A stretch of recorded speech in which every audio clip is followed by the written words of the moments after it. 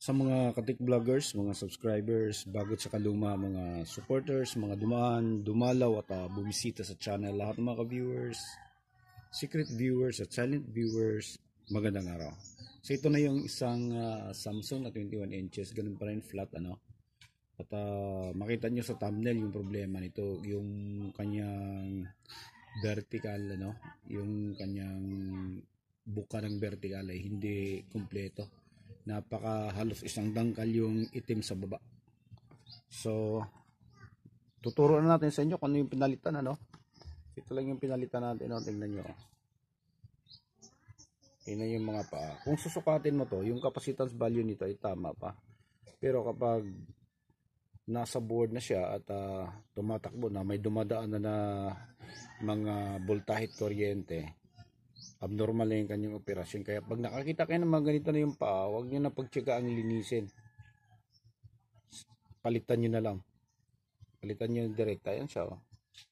Isang 4.7 microfarad tsaka batong isa 100 microfarad 35 at 4.7 50 volts 50 volts. Ayan, 50 volts. Okay, so itong 4.7 na to, 4.7 dito galing. Ayan, pinalitan na natin yan. Ayan siya, ito. Ayan, bago na yan. Tapos yung 100 naman, ito. Ayan. Ayan siya, ayan, ito. Zoom nyo na lang, ano. Ayan, dalawa. Yan yung pinalitan natin. So, hindi lang naman yung problema nito. Meron pang mga nag-i-intermittent yung kanyang kulay. Nawawala yung kulay blue. So, dito naman tayo, ayan siya. Ayan, tingnan nyo yung ito. So, hindi po tayo yung gumawa nito, ano. Minodify na to. Ito yung China board. Hindi na to yung original na Samsung. Kaya yan yung ginawa nung unang gumawa yan.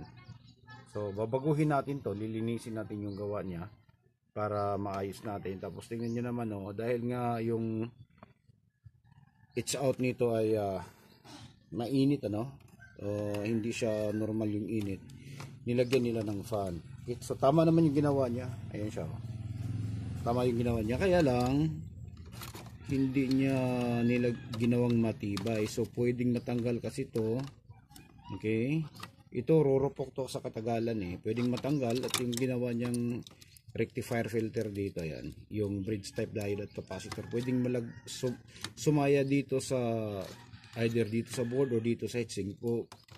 Yan pa yung cause ng pagkakaroon ng problema sa board natin. Yan. So, aayusin natin yan. Okay. Na hindi siya gagalaw-galaw.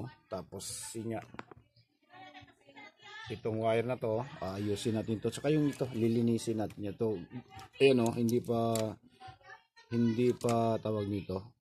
Hindi electrical tape yung ginamit o yung fireproof na insulator. Ito kasi hindi. Yan. Sa katagalan natatanggal din to at pwedeng yung padahilan ng pagkasunog, ano. Yan. So kung titingnan natin, corroded na rin yung board. Yan ang maigi. Okay.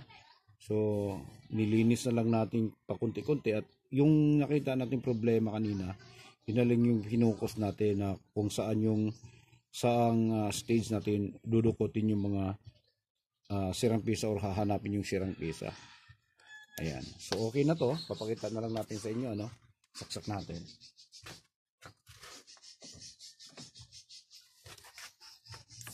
Okay. So tingnan nyo, ayan o. So ito yung fan. Nakaganyan yung fan. Nilagay nila dyan. So hindi naman kasi pwedeng ganun lang yan. Kasi yun nga, pag natanggal yan at dumampi doon sa metal, diba, so magkakaroon siya ng sira. Ayan. Okay, so ito papakita natin, ano, na normal na siya. Ayan. Okay. Normal na yung kanyang, kahit wala nang itim dito sa baba, wala na ring itim sa taas. Okay, so hanggang dito na siguro tayo, no. So maraming salamat. God bless at bye bye.